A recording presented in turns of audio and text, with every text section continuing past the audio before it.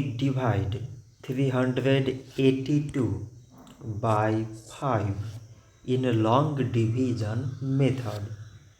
5 times 7 is 35. On subtracting, we get 3. So now we put down these 2 and it is 32. 5 times 6 is 30.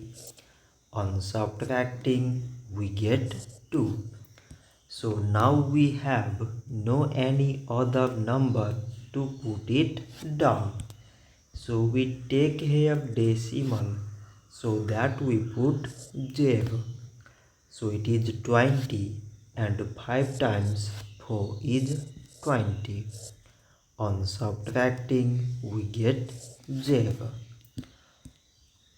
So 382 divided by 5 is 76.4. So this much for today and thanks for watching.